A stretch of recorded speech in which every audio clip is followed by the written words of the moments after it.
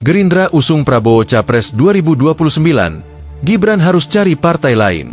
Pengamat politik Rocky Gerung memberikan analisis mendalam terkait keputusan Partai Gerindra dalam Kongres luar biasa yang diadakan di Hambalang. Dalam kongres tersebut, Gerindra akan mengusung kembali Prabowo Subianto sebagai calon presiden pada Pilpres 2029.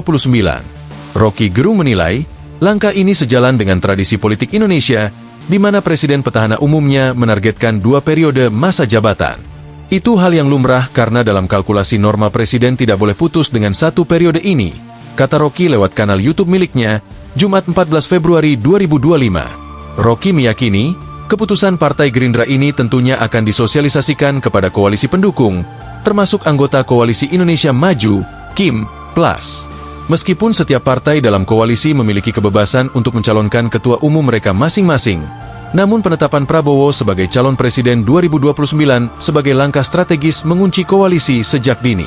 Salah satu implikasi dari keputusan ini adalah kecilnya kemungkinan Gibran Rakabuming Raka, putra sulung Presiden ke-7 RI Joko Widodo alias Jokowi, untuk dicalonkan oleh Gerindra. Jadi Gibran pasti akan cari partai yang lain, sambungnya. Situasi ini memaksa Presiden Jokowi untuk membentuk blok politik baru guna mendukung karir politik putranya. Dalam konteks ini, Partai Golkar dianggap sebagai satu partai yang berpotensi mencalonkan Gibran sebagai kandidat presiden mereka.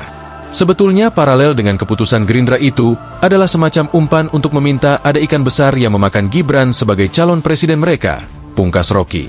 Dinamika politik ini menunjukkan bagaimana keputusan Gerindra dapat memicu pergeseran aliansi dan strategi di antara partai-partai politik Indonesia menjelang Pilpres 2029. Di sisi lain, ia juga mengingatkan, keputusan ini memperlihatkan adanya potensi persaingan antara Prabowo dan Jokowi dengan Gibran yang akan terlibat Pilpres 2029.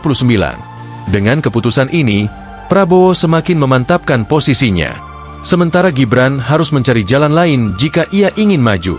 Mungkin ia akan dipertimbangkan untuk maju sebagai calon wakil presiden.